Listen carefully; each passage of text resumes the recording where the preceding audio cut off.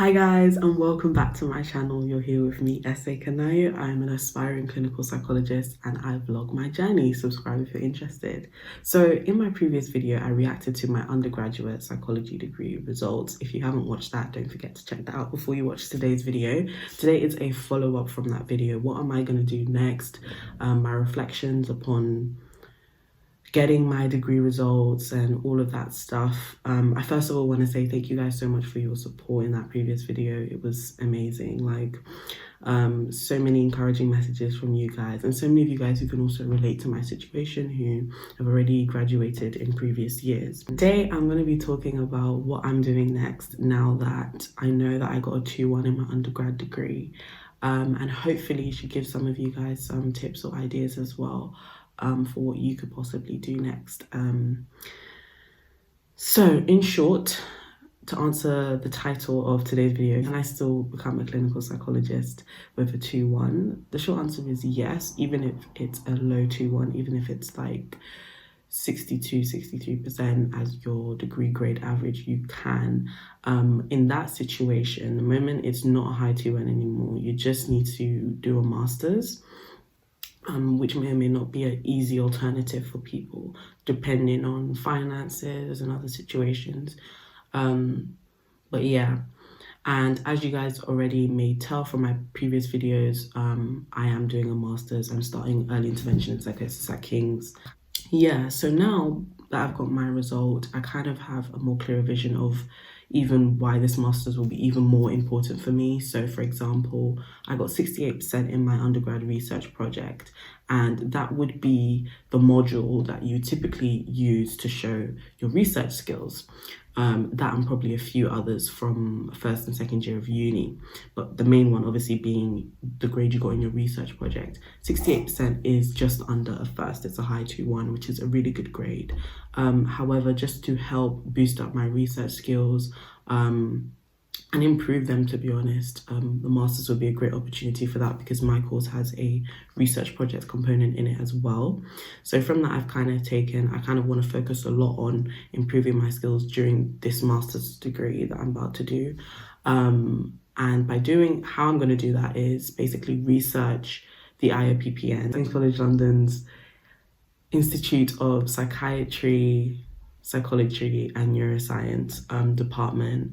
Just the different people who are working in that department, what they specialize in, what kind of research they do, because essentially they become your supervisors and they help you with your project.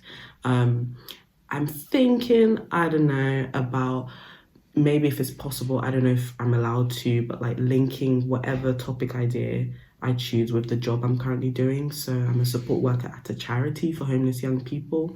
Maybe I could tie the two in together, doing some research related to my job and the client or service group there. Overall, I'm just working towards really focusing on my research skills during my master's degree. I didn't address it in my previous video, but for my clinical psychology module, I got a first. I think I got 83% or something like that. You have to know like what are you actually good at and what could you like improve on.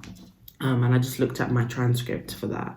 So it's kind of taught me that in terms of like doing exams, writing essays, especially when it's related to a topic that I'm passionate about, everything is all right. That wouldn't really be the focus. But when it comes to my research skills, I could really do a lot better. And I'm not really shocked. Like when I was doing my whole research project, I wasn't very good at, okay, I'm trying not to say in a negative way, I could be better at making an idea practical. That's always been a challenge of mine, making an idea practical. Like, how am I actually going to do it? Great idea, how am I going to do it?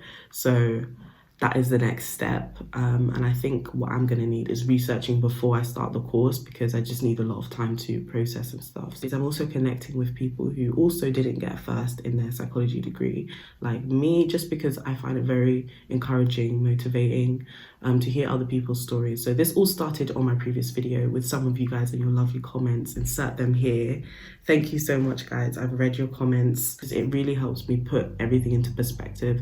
That's not the be all end all of my journey, and there's so much more to it that is going to be required of me to one day become a psychologist. So reading those stories have really helped, and not just on the previous YouTube video, but in general. So I've even started watching a podcast that I also talked about on my Instagram page. It's called Let's Check In Pod. I really, really like it so much, and I think you guys should check it out. So I listen to podcasts on Apple because I don't really know like what's the best app. I know Spotify is also a big one. Anyway, Let's Check In Pod is on Apple as well, like all the episodes. It's a young woman who got into the trainee clinical psychology course, and their journey is very inspiring as well and encouraging because they did not get a first either, but they're already on the course. So again, that's really reaffirming that essay is not the be or end all, you can still get there. So guys, that's the ins and outs of what I am doing at this point, now that I know what I got in my undergrad. And I feel a lot better, by the way. I feel like I didn't address that. I feel a lot better. I don't feel as bad about it as I did in that video. I just think I can be that way sometimes, like be very, very upset at first, but then it fizzles out, especially if I know that the grade I got is not, like, it still meets the entry requirements of step 1, have a 2-1 in your undergrad, or a high 2-1 in your undergrad. So yeah, if you guys liked today's video, don't forget to give it a thumbs up and subscribe to my channel if you haven't already. We are almost at 2,000 subscribers. Oh my gosh. So help me reach my goal. And I'll see you guys in the next video where I review my psychology degree. Do I think that psychology at Nottingham is a good degree? Would I recommend going to Nottingham? You have to stay tuned for the next video. Thank you guys so much for watching. Bye.